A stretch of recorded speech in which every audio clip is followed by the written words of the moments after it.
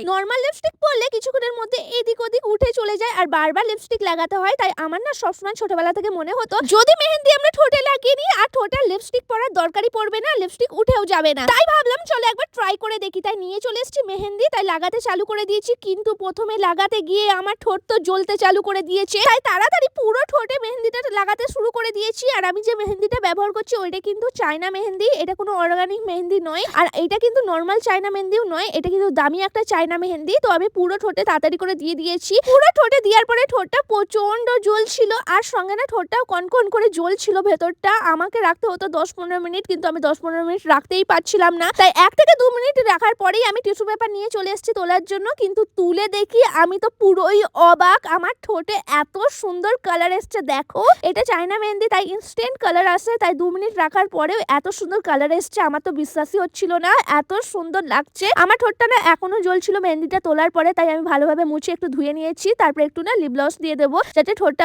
বেশি ড্রাই না হয়ে যায়। তারপরে দেখো মনে হচ্ছে আমি ঠোঁটে লিপস্টিক লাগিয়েছি। এবার যত খুশি খাওয়া দাওয়া করো, ঠোঁট থেকে এবার লিপস্টিক সরবে না। মানে ঠোঁটের অরিজিনাল কালার এইটা হয়ে গেছে। তো কেমন লাগছে কমেন্ট করে বলবে। জানি দেখতে সুন্দর লাগছে আর একদম পার্মানেন্ট একটা লিপস্টিক হয়ে গেছে। আর হ্যাঁ, তোমাদের সবাইকে বলে দিই মেহেন্দির মধ্যে কিন্তু কেমিক্যাল থাকে, তো বাচ্চারা কিন্তু এটা একদমই ট্রাই করবে না।